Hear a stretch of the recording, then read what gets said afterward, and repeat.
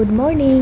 আৰু আজি আমি ইয়াতে গৈছিলোঁ হস্পিটেললৈ, কাৰণ আজি আমাৰ পাহিৰ 4 নম্বৰৰ ইনজেকশ্যনটো দিবলগীয়া আছিলে আৰু সেইটো দিবৰ কাৰণে গৈছিলোঁ। আৰু আজি ডক্টৰক যেতিয়া গৈ পালোঁ নহয়, তেতিয়া মই সুধিলোঁ যে তাই কেতিয়াৰ পৰা বহা ষ্টাৰ্ট কৰিব। তেতিয়া তেখেতে ক'লে যে এনেকৈ ঘৰত অকণমান সময় ট্ৰাই কৰিবা, কেইমাহমান লাগিব, তাই এতিয়া বহুত সৰু আছে নহয়, লাহে লাহে বহা শিকিব, এনেকৈ ঘৰত অলপমান ট্ৰাই কৰিবা।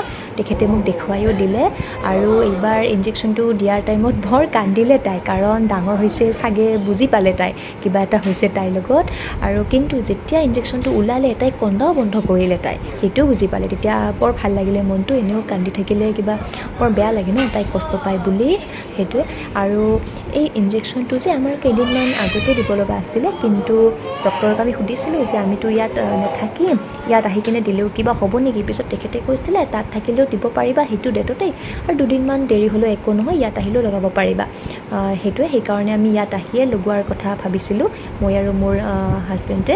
সেইকাৰণে আজি লগাব গৈছিলোঁ আৰু ঘৰ পাই আহি তাইক অকণমান মেডিচিন খোৱালোঁ যাতে জ্বৰ নুঠে, সেইটোৱে। গতিকে আজিলৈ ইমানেই, বাই।